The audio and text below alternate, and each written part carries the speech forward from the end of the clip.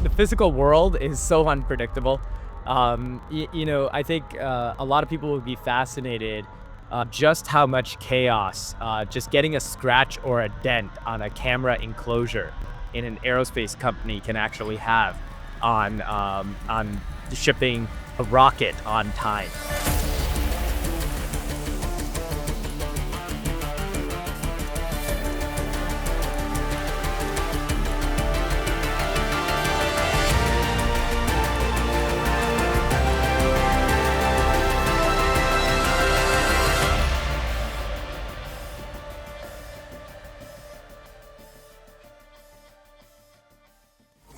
Welcome to the Emergent Podcast, where we interview product and startup leaders from emerging technology companies about their work in the trenches to bring the hardest and most impactful technologies to life.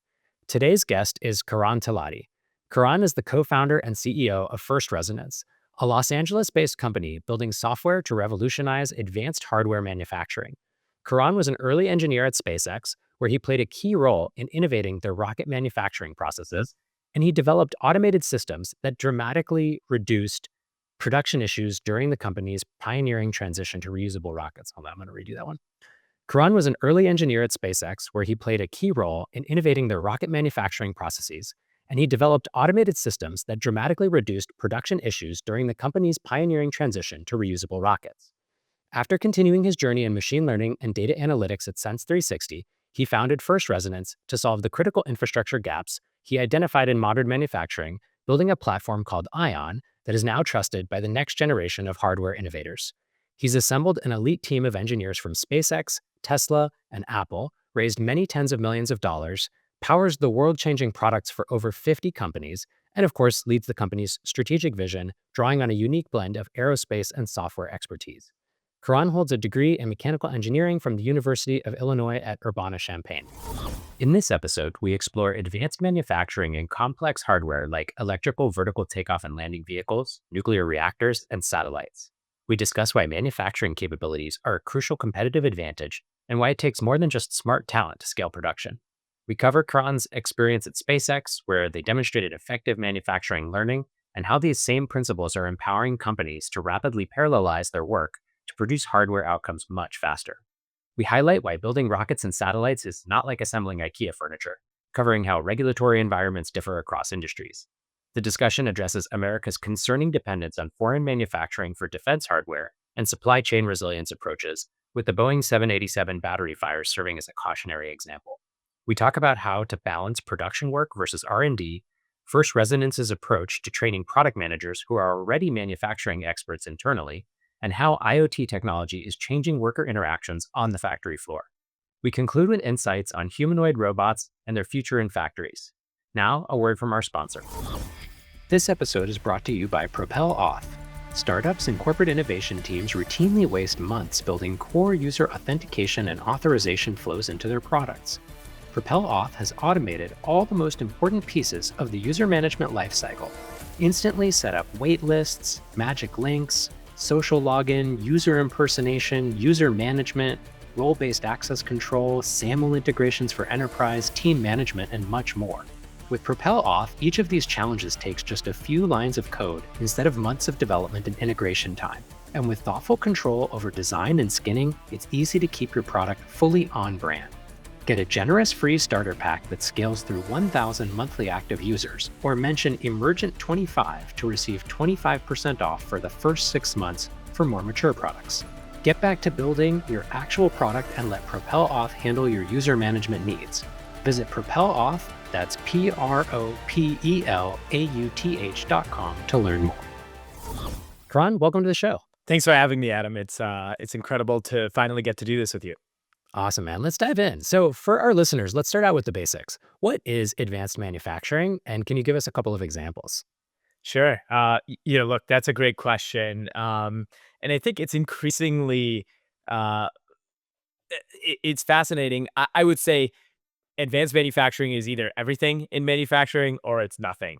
All manufacturing had to become even like more and more advanced. So I think the term probably made sense about 10 years ago when robotics and connectivity and even like advanced materials were relevant. But of course, over the last many years, um, technologies like 3D printing, connected robotics, data analytics have all very much entered the conversation in manufacturing, and so it's all of those things. It could be as small as a change in material and what's able to be printed on a 3D printer these days, or it could be as large as a digital thread throughout an entire factory.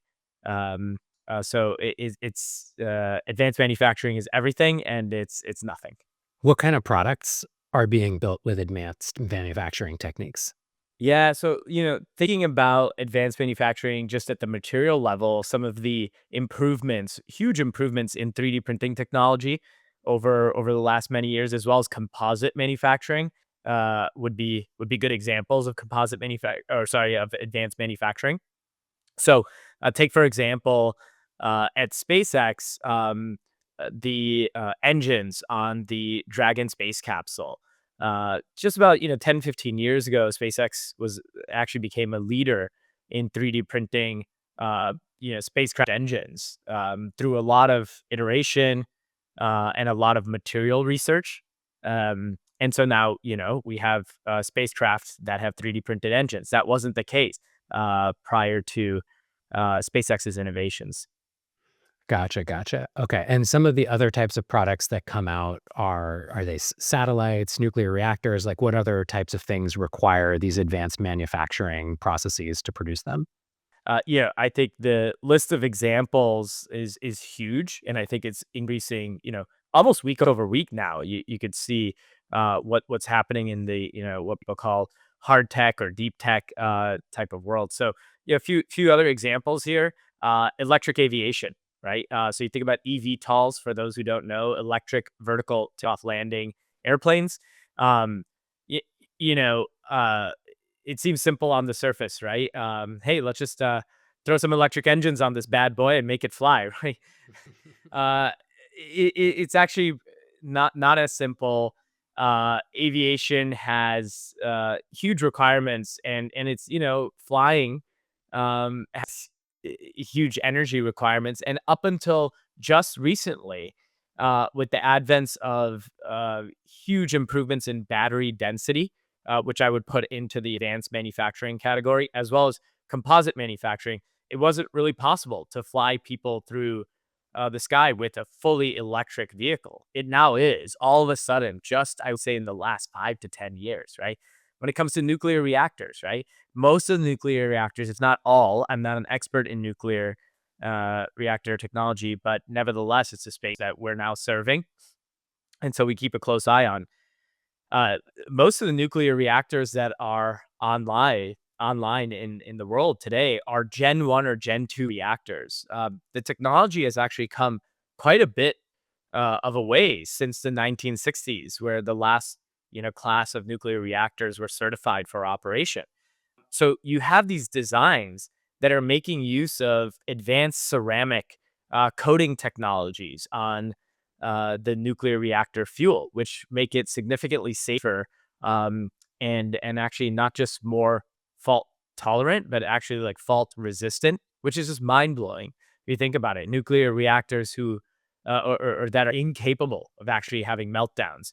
This is definitely not the perception that we all have as a society when we think about nuclear reactors and what could go wrong, right? We think about the huge issues in the 20th century, Chernobyl and the like. But now you get to these technologies where using this ceramically coated propellant for the reaction, it's impossible for the reactor to fail. Um, so it's just an incredible timeline that we live in, truly. So basically, the entire factory setup is slowly migrating to more and more advanced technologies within the factory. I've heard you say that manufacturing is the key competitive advantage for strong emerging tech hardware companies. Can you elaborate on why that's the case? Yes, that's right. So, we just went over a few examples of advanced manufacturing where the material properties or the more, physics-based science leads to these radical steps forward in electrifying aviation or making fault-safe nuclear reactors.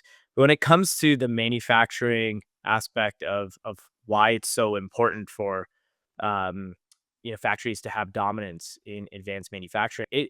I think for most of the listeners, good answer here is the analog of software.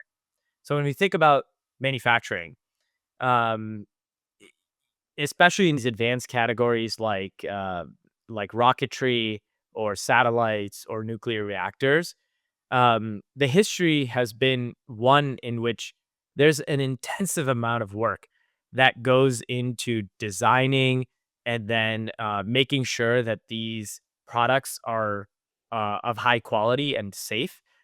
So it's a lot of R&D. It's a lot of people crowding around one-off builds of something to tune it in just right. And then intensive amounts of dollars that go into building, just a few more of those things. So we could think about program like the space shuttle program, for example, right? There were, less than a dozen space shuttles manufactured, right? Um, now we're in a world where, we are outside of the, Cold War or World War II context. We don't have unlimited funding for a lot of these programs, which we did in the 20th century.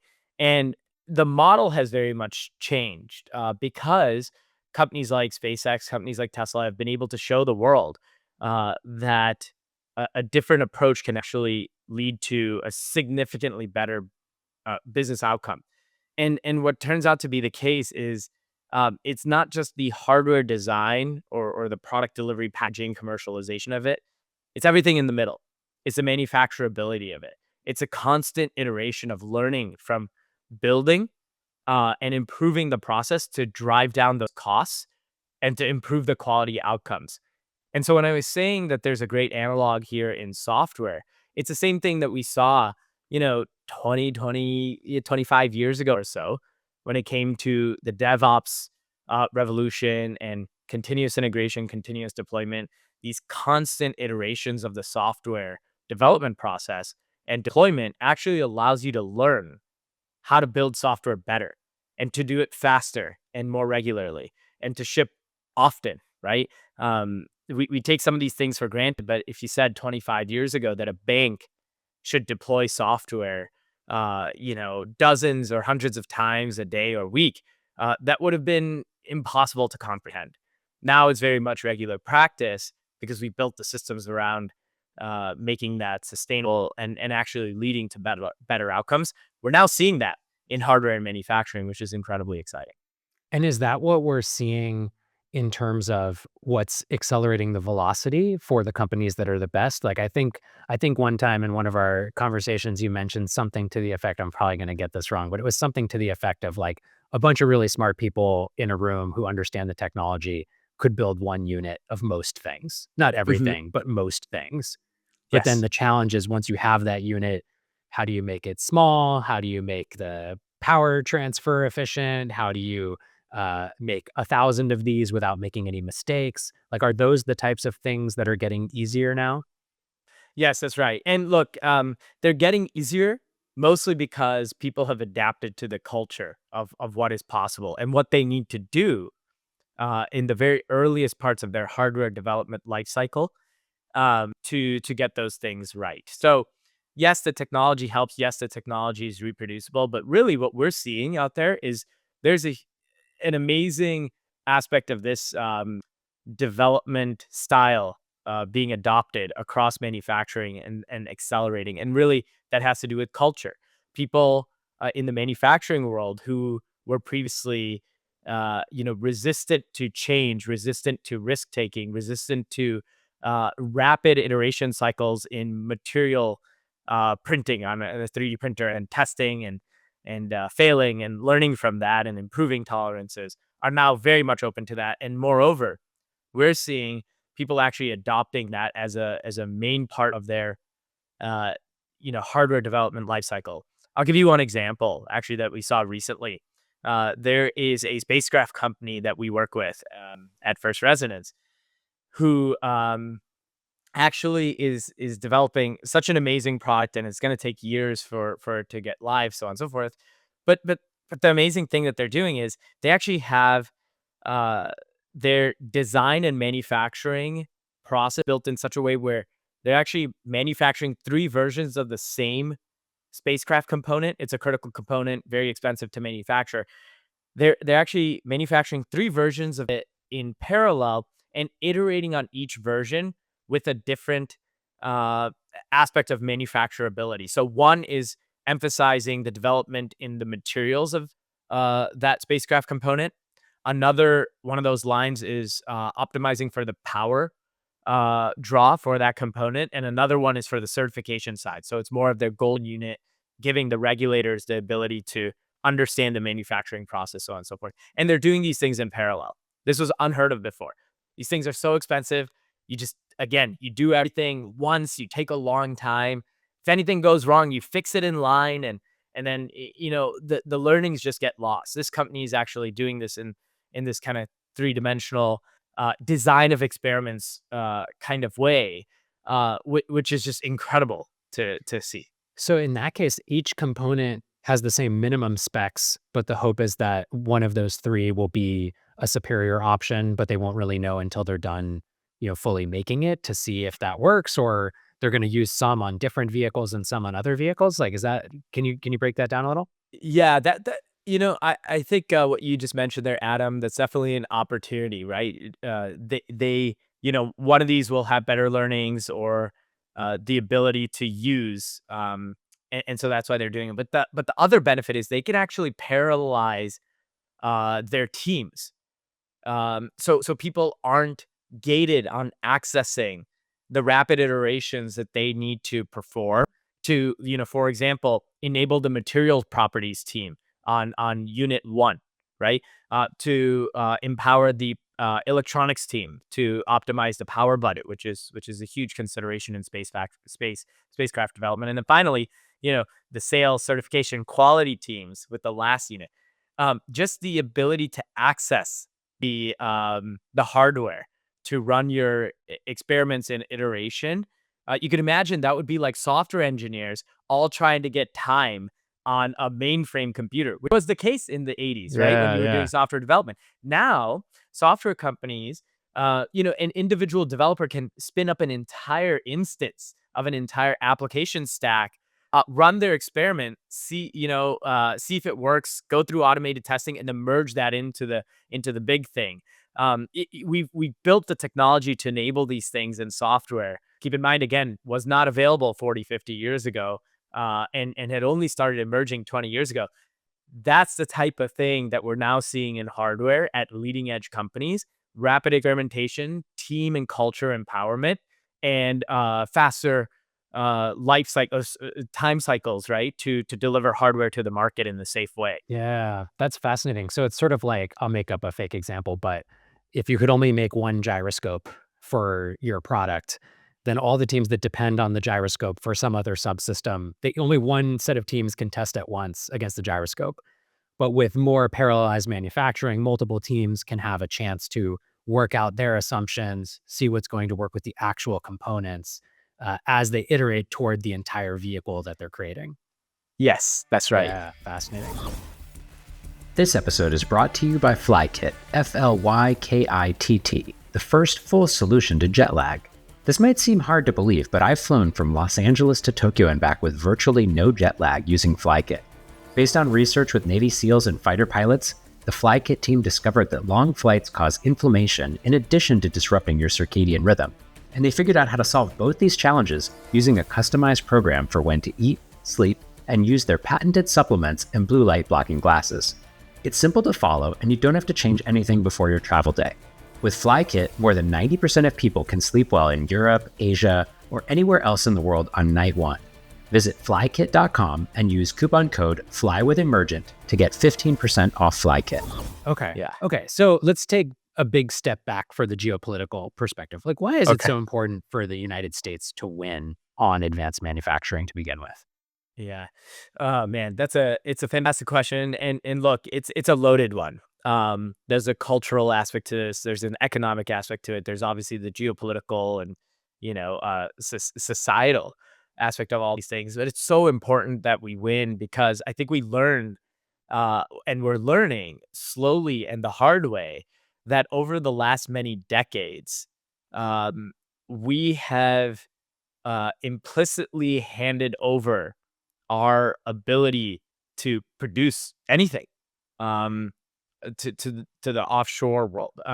Notably here, of course, there's China, but this had started, much earlier than globalization, all focusing on China, but it happened so slowly, over many decades, right? The 80s, I would say 70s, the 80s, the 90s, and then even into the 2000s, well into even today.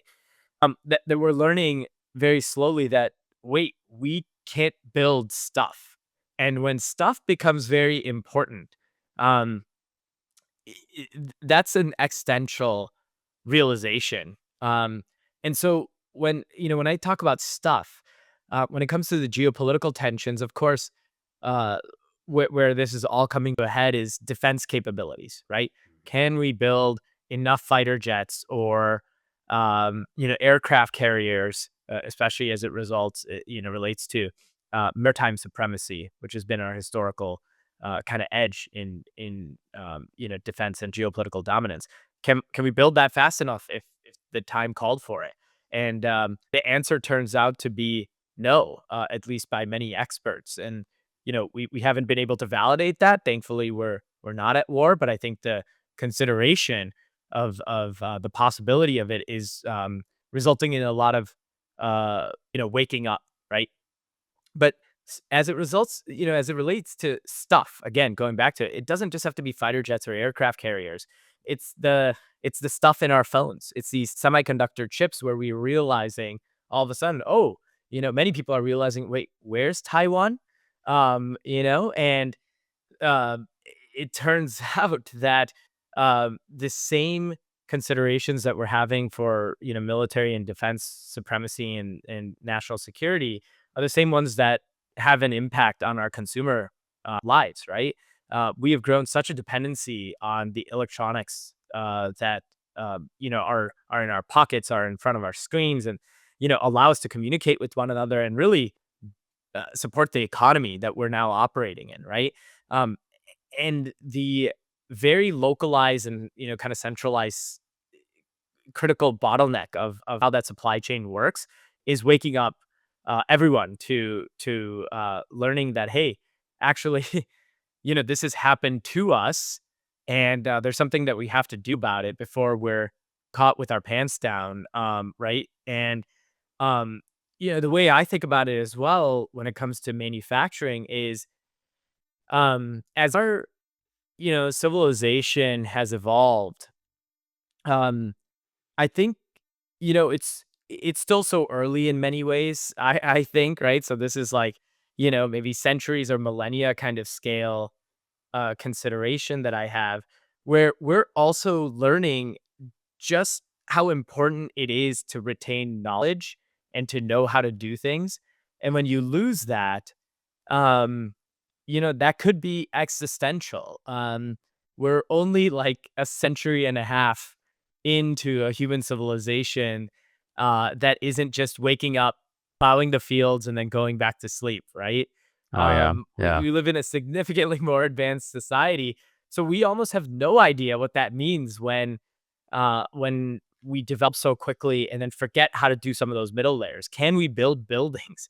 Can we bend metal to build aircraft carriers? Can we build the chips that are required in these phones that we do very advanced things on, but we actually don't know how to build them anymore?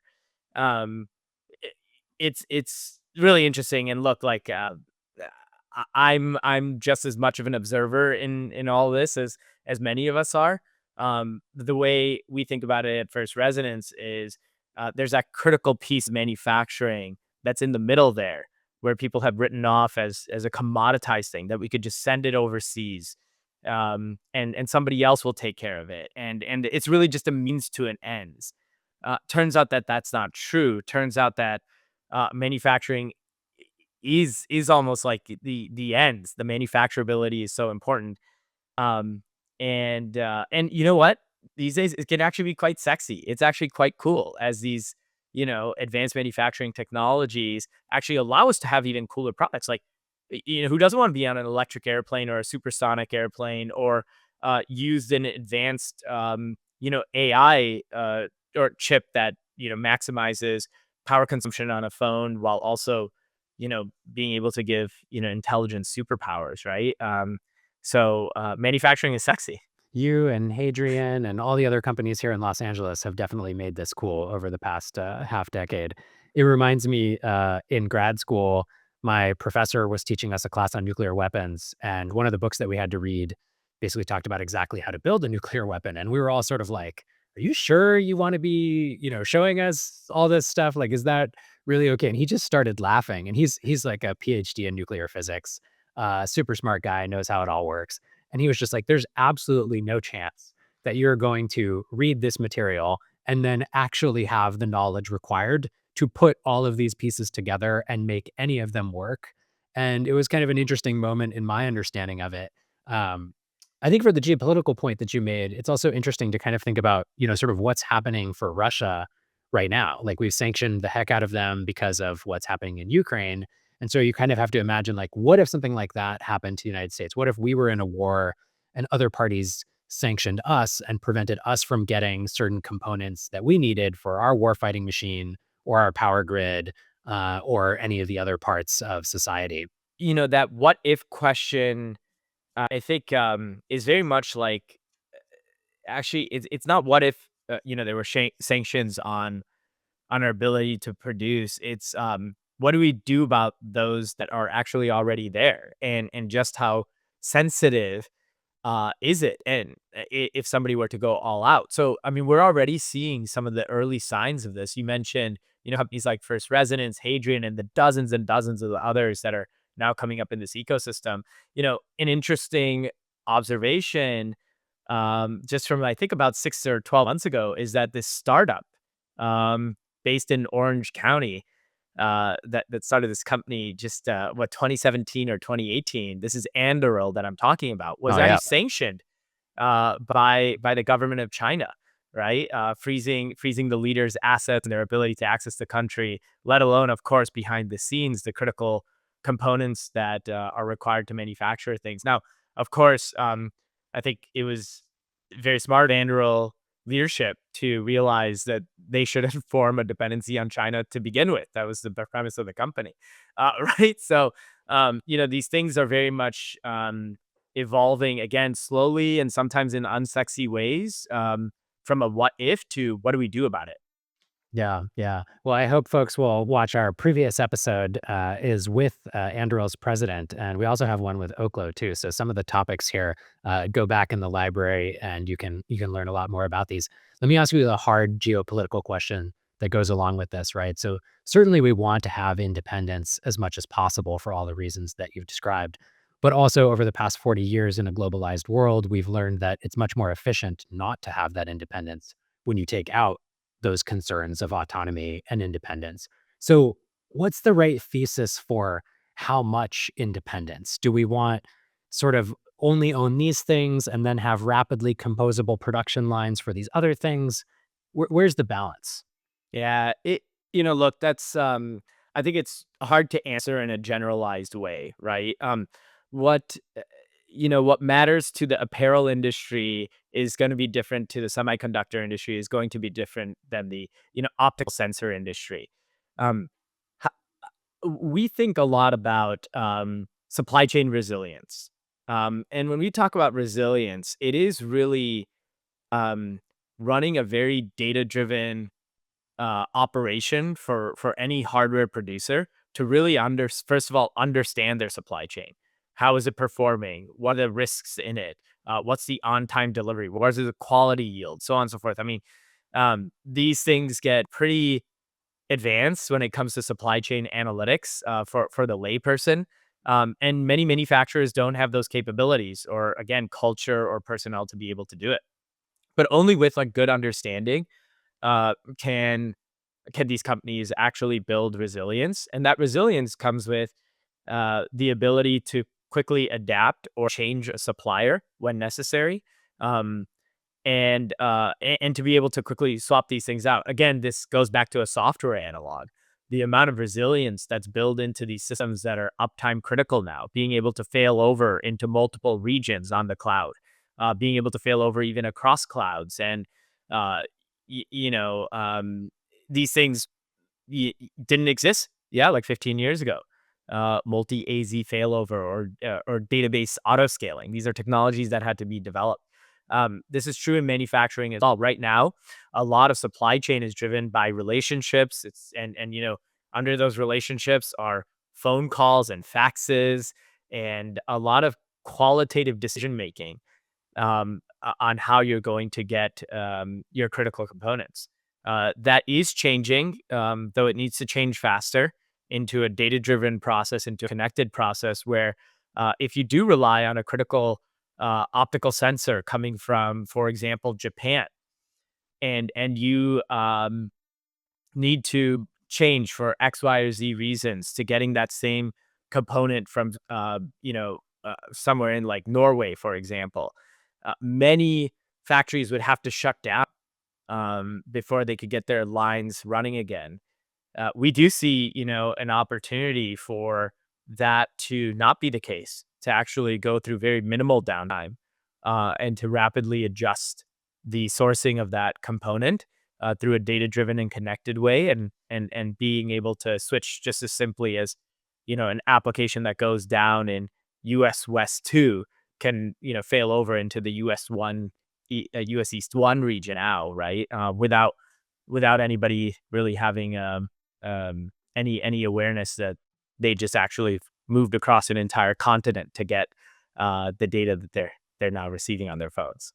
This is a good segue. The one of the interesting things that I've learned from you over the years is that advanced manufacturing is not like receiving IKEA furniture, where if you get 10 packs of IKEA furniture, they're all going to have exactly the same parts because they're very simplistic parts that are very easy to guarantee the consistency of. And one of the things I've learned from you is on these advanced lines, you might get 10 optical sensors, but maybe one has different tolerances, or maybe you partially break it while you're in the manufacturing process and you end up with issues. And so there's a question of like, what do you do in that situation for these things where maybe there's only 15 of those widgets in the whole world right now? So with that context, like tell us about the first resonance ion product and how it helps with all the things we've been discussing. Yeah, sure, sure. So, first I'll say, the physical world is so unpredictable. I think a lot of people would be fascinated just how much chaos just getting a scratch or a dent on a camera enclosure in an aerospace company can actually have on shipping a rocket on time, right? So I'll start with that. The physical world is very unpredictable and things happen. Um, so that being said, we recognize this, we know this, we work hand in hand at First Resonance with supply chain experts, manufacturing experts, and quality experts, all in advanced manufacturing, building products like rockets, spacecraft, nuclear reactors, eVTOLs, defense hardware. And one of the things that we help with is, first of all, helping them just design their process for how they're going to build these advanced manufactured harder products, right? It's not easy to lay out across your mechanical team, your electrical team, your thermal, your vibe, your materials team. Once you have a design, how the factory needs to look in order to build that product in an efficient way, in a scalable way. So just simply laying out the factory and the processes, just for a single airplane. I could give you an example. There's thousands of work centers that have to build parts across multiple kind of nuances and complexities, and specialized teams that are able to work on one part of that aircraft versus another part of that aircraft. So the composite, part of the airframe versus the electronics of the flight computer, right? There's so much specialization. So first of all, we help these companies and the engineers at these companies lay out those complex processes. And then the thing I think we help with, moreover, is once that process is in place, things do go wrong. And when they do go wrong, we want to rapidly learn from them, rapidly address them, and keep that manufacturing line moving. And then over the long time span, we help them aggregate that information to be able to make fine tuned adjustments to their designs, to their manufacturing process, and then eventually even their operations of that hardware to have a successful mission over a longer time span than manufacturers have even been used to before. So just by example in my background, and I could talk about examples of how we're working with companies today at First Resonance, but coming from the SpaceX experience, I learned by being a manufacturing engineer there that y- you know, first of all, my perception was that the design that goes into rockets is very complex um, and so hard to repeat just by a single person. Just as you kind of gave the example of that nuclear reactor, there's not one person that could just read a book and build a nuclear reactor soup to nuts. That was my perception. Turns out that that is true to an extent. But what I found more fascinating was our business model at SpaceX was to constantly drive down the cost of manufacturing that rocket and undercut the market so much that it actually disrupts the market. And that was revelational for me. Because at first I was like, "Oh, cool, we could make it cheaper." But what was more interesting is that we had work to do to get there, and we were going to do it continuously over the course of many years with a lot of patience. And the way that we did that was constantly, again, learn from the manufacturing floor. What failures are we seeing? What scratches? What dents? What thermal limits are being exceeded on the circuit board that results in some weird behavior that collides with the cryogenically cooled fuel. And what are we going to do about it? Are we going to change the material on this heat transfer mechanism, or are we going to harden it, etc.?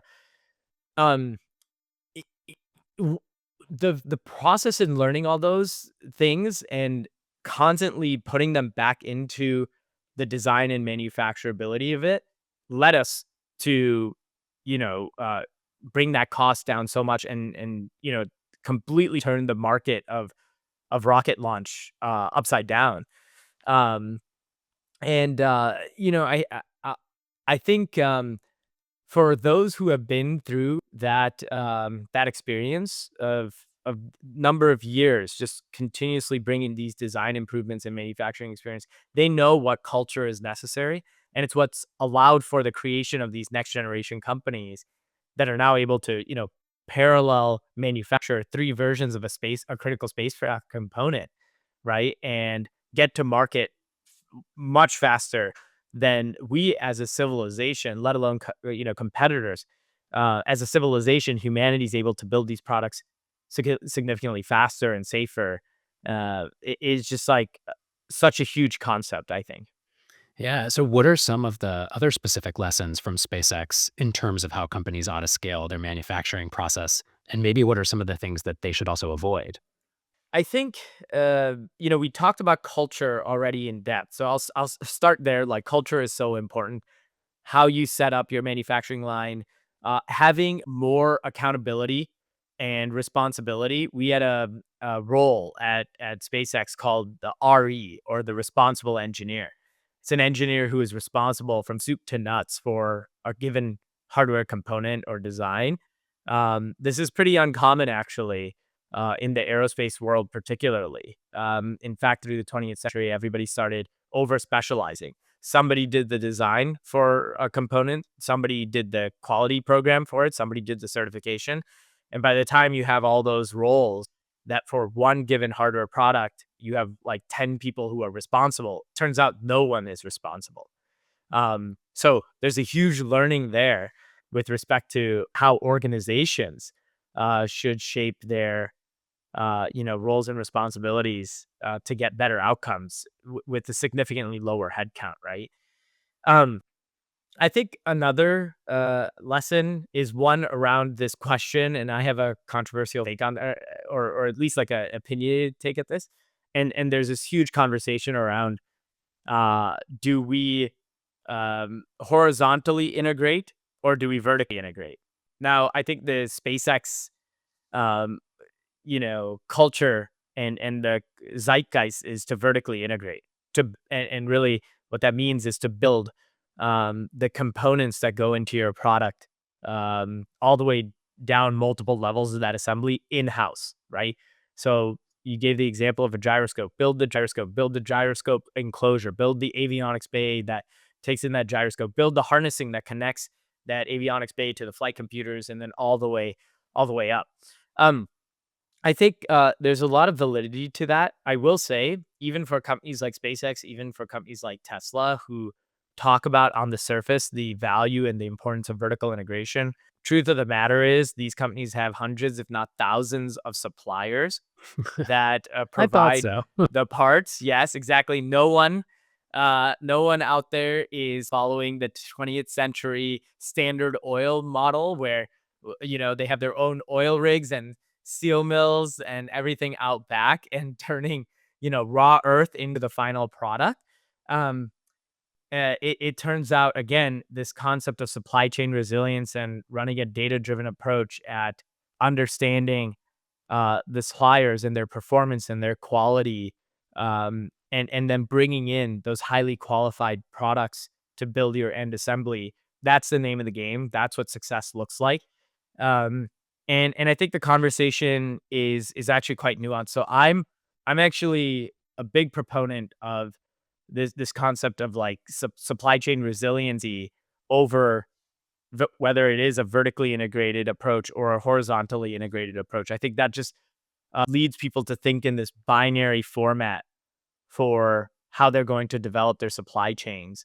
Um, and neither is correct. The horizontal integration strategy is actually quite bad in itself, and I think we saw that with, for example, the Boeing 787 program and how they distributed, the design and the manufacturing for all these critical components that go into the final integration.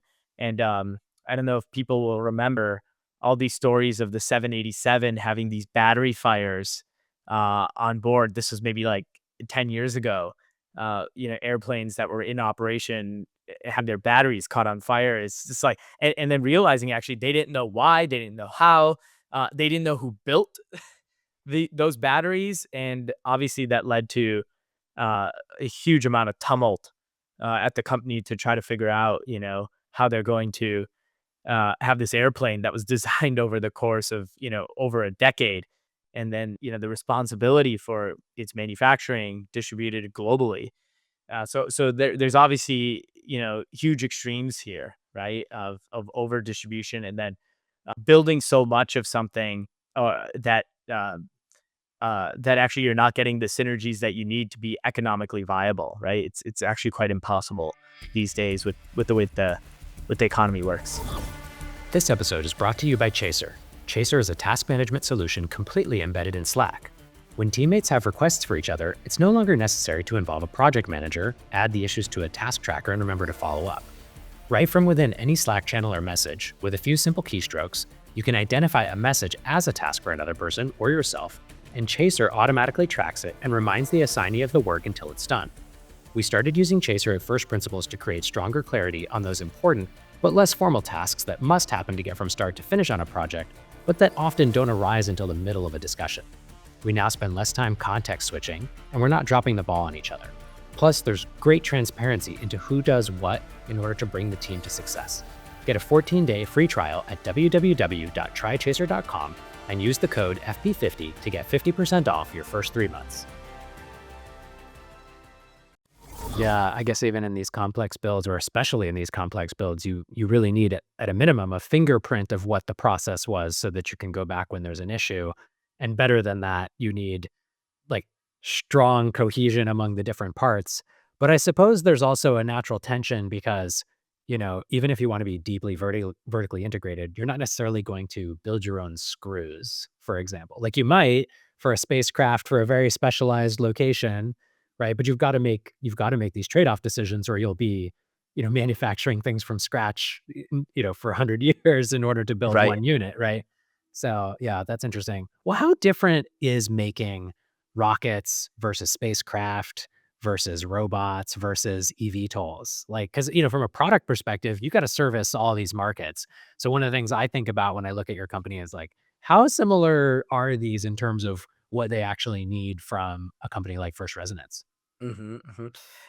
Um, what we think about a lot when it comes to this question is the simple answer and then the complex answer.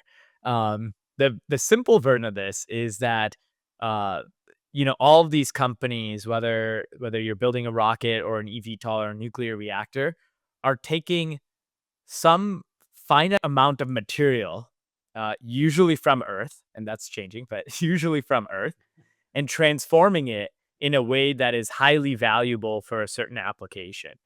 And the common principles across all those things go across industries, right?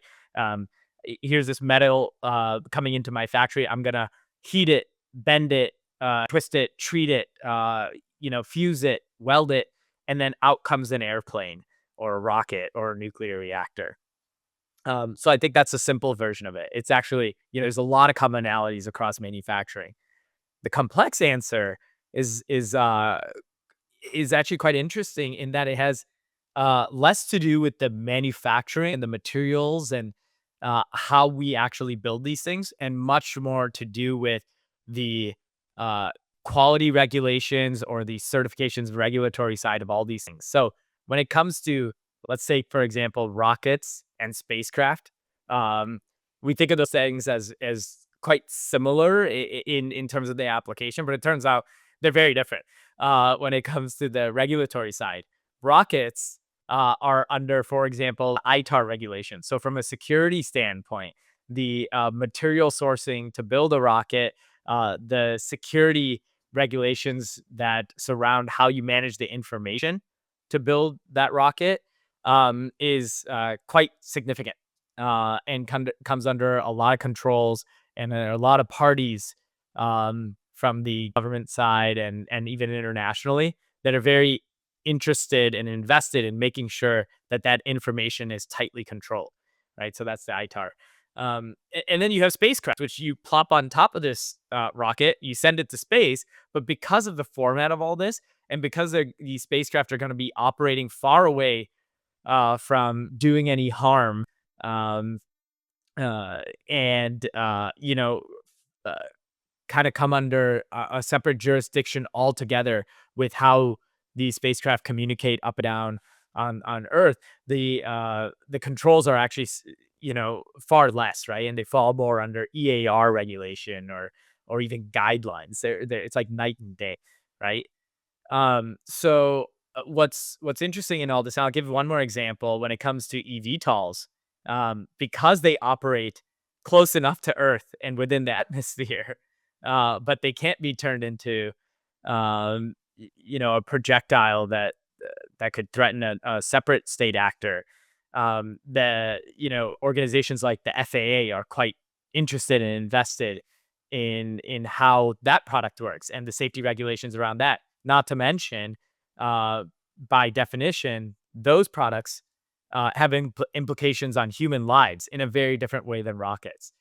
So, w- where we are helpful is that we understand the nuances across how the FAA wants to see the output of a manufacturing process versus like just simply like the quality organizations within a rocket manufacturing company. These are very different quality outcomes.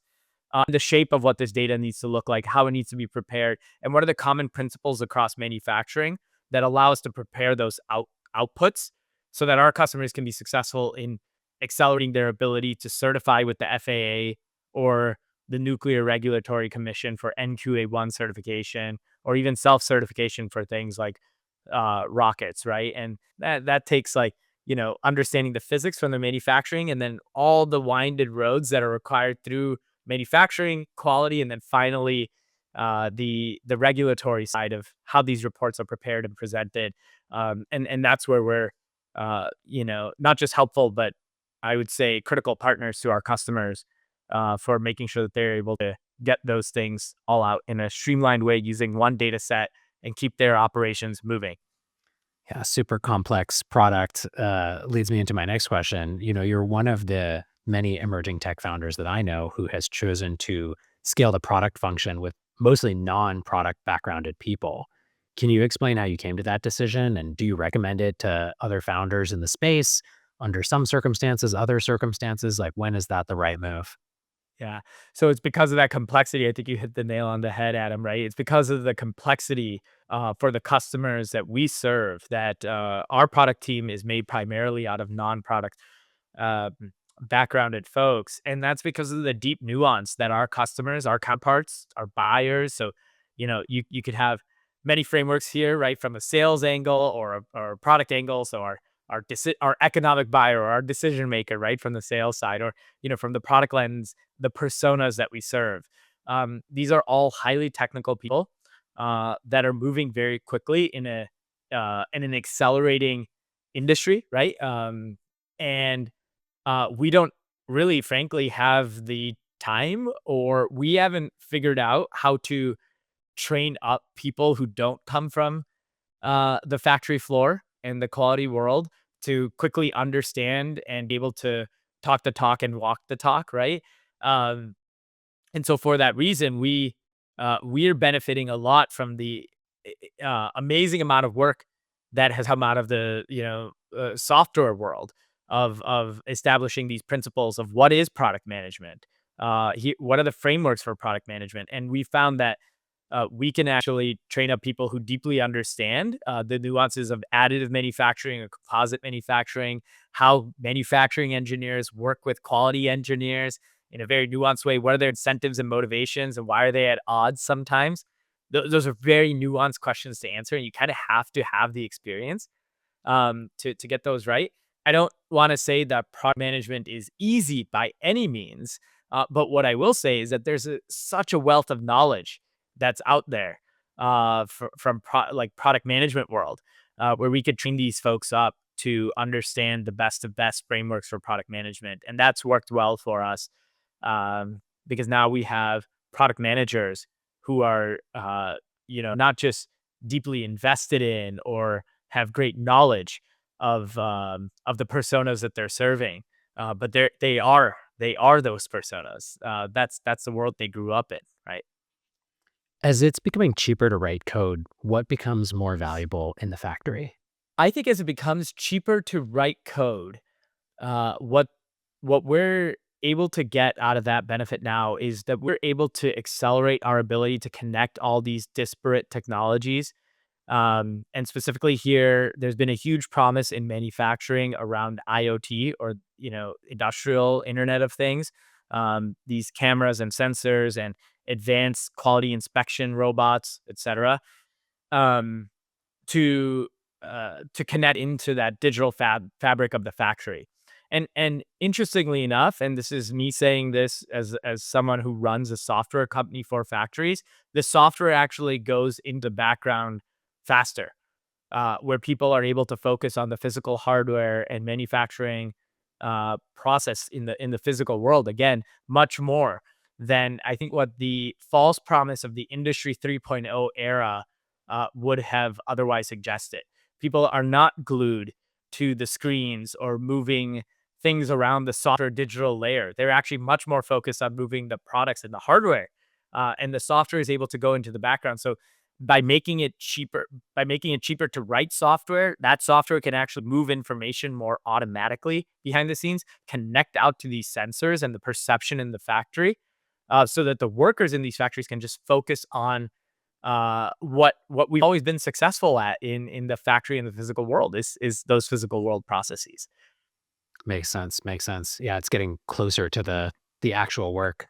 So, why is Exactly. there a manufacturing paradox such that scaling manufacturing operations is so difficult? Like, what breaks down if you were to give us a micro scale example so we can feel the pain of going from R&D stage, building a working robot to 100 satellites or 1,000 drones or 100 rockets or a bunch of reactor cores? Like, what breaks down in that process? Yeah. There's this phrase that we hear a lot when we speak with manufacturers out there in the world. And that phrase is when we go to production. When we go to production X, when we go to production Y. So when we go to production, we will need to invest in our supply chain management. When we go to production, that's when we'll want to have automated inspection capabilities on our factory floor. When we go to production, that's where we're really thinking about bringing in more 3D printers to scale our operations. What I find fascinating and ironic about all that is In this increasingly dynamic and rapid context that we're in, right? Where competition is constantly applying pressure, where the manufacturing technologies are rapidly iterating and improving. So material, capabilities in 3D printing, for example, or um, the quality inspection that's in the loop for composite manufacturing, all this stuff is moving faster. So this idea that there is this day where the company will have nailed everything that they need to, and then scale up production or go to production, I think is kind of a foolish idea. Um, it turns out, and this is also one of those lessons from SpaceX where we even had the kind of self-delusional concept that one day Falcon design would be done and pencils down and we could work on the next thing. Turns out that the truth is, we were always in production, and then the win was that we were always going to be in R&D. We were always going to continuously, improve our processes. Again, from the operational side, the manufacturing side, and even the design side, we were going to continuously improve these things. That's what people really need to realize if they want to be, successful as a hardware business, not a manufacturing business, or not just as a designer of hardware, but a hardware business. That they need to be thinking like that. That they are already in production. That even as producing one of a vehicle means that the regulators are going to be looking at that design and certifying that design. And then when they start building tens, hundreds, 1,000, that they need to constantly be changing and improving their processes, their material characteristics, so on and so forth. That I think is the gap. It's that cultural gap of misunderstanding that there's some day in the future where they could focus on these other problems in quality or scalability or supply chain. And that day isn't today, or frankly, even yesterday when they should have started investing. Companies that get that right, those are the companies that we believe are going to be very successful. And we're seeing that. We're seeing companies that, just as a group of a dozen engineers starting on their initial design and understanding of how they're going to build, for example, a nuclear reactor, now scaling into a company of 100 and going on hundreds of people, building in, bringing in more material, simultaneously setting up for certification processes for taking this nuclear reactor live in the marketplace. They're doing all these things at once, so they didn't have the perspective that once they go into production, that they can worry about their supply chain or tracing their material properties all the way up the supply. They had that from day zero of starting their company.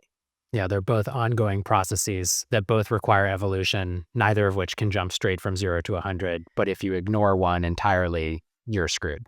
Yeah, Yeah. exactly right. And Yeah. one analog as a software engineer, I'll throw out there, and for those that have a software background that are listening, is you think about software engineering and how that changed through this whole DevOps movement and CI/CD movement. And now, if you're starting a new application, that story of two guys or gals in a garage starting a company. The first things that you do when doing that, the first thing that you type into your terminal is git init. And then you start writing some code, but very soon after, you have application performance monitoring built in. You have application analytics built in. This is even before you've even gotten your product out into the hands of your very first testers, beta users, so on and so forth. You're instrumenting your application stack with things that, 2, 3 decades ago would have come much later. What's interesting in hardware and manufacturing is people have that same concepts. Those same concepts are being built in. 3D printing is a big aspect of this, being able to print components and rapidly iterate on the geometry and material properties from day zero.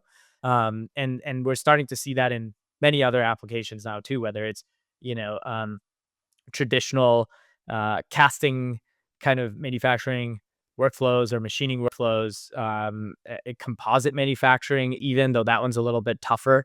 It's a huge amount of capital investment before you're able to truly have composite manufacturing in your operation, though we're seeing that start to accelerate. So it's just faster. The world, we live in a faster world, and people building that culture in are able to adapt to that faster world and deliver. Yeah, the software analogies are really illustrative, I think, because you imagine just, the old school days of you'd open up the code and you would just write and write and have one file. And I mean, I'm talking like 30 years ago, like one file, no DevOps infrastructure, no way to share it, no way to test it, any of those things. And you're kind of saying like old school manufacturing, you're just doing that until you have something working, and then you're like, "Well, how could I actually do this 10 times?" And you're saying if you already know what those principles are ahead of time, start baking them in as you go. Let me give you a question about exactly this bridge here. So one of my pals from the Palantir days, Bruno Rocha, who's the chief operating officer at Gecko Robotics, recently posted a really interesting job description where he calls for engineers who are both hardware and software experts. And from my understanding, this is mostly unheard of to request. And at the same time, seems like such a valuable concept. And I'm curious, as someone like yourself who's seen both sides so upfront, what do the hardware people need to hear? And what do the software people need to hear in order to bridge these gaps? Um, yeah, well, that is fantastic, and I think Gecko Robotics is an amazing company. It's been so cool to see how they built from the early days and how they're scaling. Um, one thing that I'll throw out there in this whole concept of software and hardware, and is that oil and vinegar? Are these worlds so different? I don't think so. Um, I think it's very common to hear about electromechanical engineers, for example, in the robotics world. So, these are two functions that used to be quite separate: the electronics world, the electrical world, and the mechanical world. Turns out that some of the same first principles, exist in both, right? What's a dampener in mechanical engineering is actually just a capacitor in electrical engineering. So we have electromechanical engineers, and nobody bats an eye. I think in this increasingly software-driven world that we live in, I mean, we literally live in it, right? That's how we're talking or even right now, right? The concept of software will eat the world has definitely turned out to be true. Software has eaten the world, and systems are now going to just or the competitive edge is going to be realizing that and baking that in. Cyber physical systems are going to be the norm, just as modern robotics have electromechanical systems, or even like modern vehicles, cars are electromechanical systems as opposed to just mechanical or electrical systems. So one, I think this is just necessary and this is a given. I'm a mechanical engineer by background, in fact, and became a software engineer just out of the need of exactly the same thing here that we're talking about at SpaceX, more from the system side of how we were going to move all this mechanical information around the factory to be successful. I think this is the future. And I think what software people need to hear is hardware is not that it's not as unapproachable as one might think. And that they need to just jump right in. And they can. You could start small with just small electronics types of things. I mean, whether it's a Raspberry Pi, controlled servo motor or something like that. That's hardware engineering. I was actually so I had a need the other day. I thought it'd be really helpful. My family uses a joint calendar, right, on a device, but it's really hard to get info onto the calendar. And I was like, it'd be really great if I could just voice speak what I want and get it. And like Alexa has this, but the problem is that it won't add all the invitees. It won't do some of the more advanced things. And I went down this rabbit hole and I was like, oh, maybe I'll get a Raspberry Pi and a button and it'll take the text and convert it. And then I realized actually, the device whose name I won't mention so it doesn't talk to me while we're talking, uh, actually already has all of these plugin points. And all I ended up needing was like a small Zapier integration. And now I can ask the question, it creates the appointment, and it does all the custom logic that I require. And I didn't even, the irony is like it is a hardware answer because I'm using Yeah, hardware, but I correct. didn't even have to touch the hardware in order to achieve it, which was Yeah. pretty cool. Yeah, yeah. That is really cool. So a little bit of like you have to yeah, get your hands dirty and try something, and then you realize that there's a simpler way, and that's cool. And but at least then what that allows for is getting your hands dirty with the hardware. The next time that there's an application that requires it, it's more approachable and you could more closely start integrating the skill set of software engineering into the world around us, which is where we need to rapidly accelerate, application of this vast amount of knowledge that people have. I mean, the biggest problems in the world are around climate and energy and defense and material availability, right?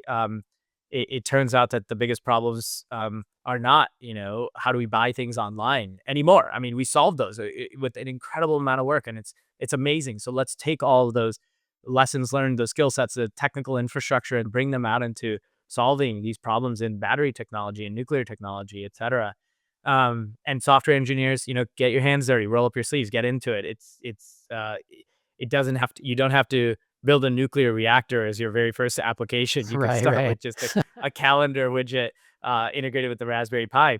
And I think on the hardware side, what hardware people need to hear is there is an incredible opportunity to bring software into the mix, both from a systems perspective, how these companies work, the vast amount of information, data, et cetera. Like, don't take that for granted. Yes, like you might be a physics PhD or, have a super specific and advanced understanding of composite manufacturing or nuclear reactor fuels.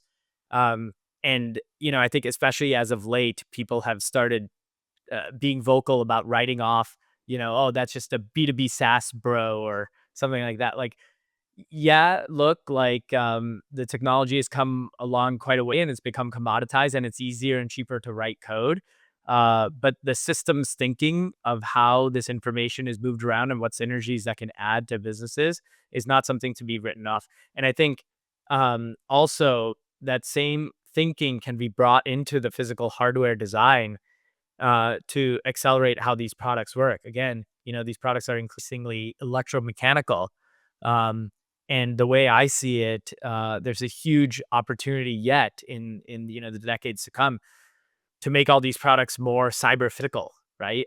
So I still do think that there's a reason why Tesla is kind of at the leading edge of what the experience of driving an electric vehicle is. It's not just the servo motors and the battery density, et cetera. It's that infotainment system Yeah. and its connection to the app, right? That makes it an amazing experience. And there's still so much opportunity everywhere you look in the world around you. It'd be really cool if soon there's no software engineer, no hardware engineer, there's just master engineer or master composer, and your job is to and there'd be very wide variety in the field, but just master composer, especially as the building blocks become easier to connect. Let me ask you my final question, which actually relates to this, which is about robots and humans. There's a lot of hype around humanoid robots. Are they even a thing that really matter in the factory? And related to that, what are humans gonna do in the factory of the future? Yeah. Um, I think there's a lot of hype in humanoid robots. I think I'm much more bullish on just robotics more generally. And if you look at it, robots they've already proliferated in advanced factories. So whether that's a press or an assembly line, these are robots, and some of them do advanced kind of maneuvers without having to have the humanoid shape. I believe that the and I'm actually keeping a close eye on this, so I don't have a conclusive answer. I'm really excited about the potential opportunity here and the thesis of humanoid robots being a great fit because we as humans have designed the world around us in the human form factor, and so humanoid Good insight. robots are a fast accelerant to be able to proliferate even deeper To in the jump straight factory. in without a custom interface, because hey, Exactly. it's already expected that you would look like this and act like this and have arms, etcetera. Yeah. Exactly. Yeah. So I buy that thesis. Again, I don't know if it's fully conclusive. I'm not an expert, and it hasn't happened, so I'm keeping an eye on it. Um, the thing I would wonder, however, about that is like, hey, um, is there actually, billions of years of evolution that is so specific to the human form factor that actually leveraging just the human is the opportunity and maybe augmenting the human with things like exoskeleton, things for like factory applications. That's where the opportunity is. But look, I think similar to what we were talking about before, I'm just super excited that people are taking hypotheses and testing rapidly in the physical world and seeing if it works. And if it does, we're going to get not just new products but new business models, right? To be successful. And so the humanoid robot is one that, again, keeping a close eye on. This has been so much fun. How can listeners or prospects who are doing advanced manufacturing get in touch, find your product, learn more about First Resonance? Yeah. Um, Find us at firstresonance.io.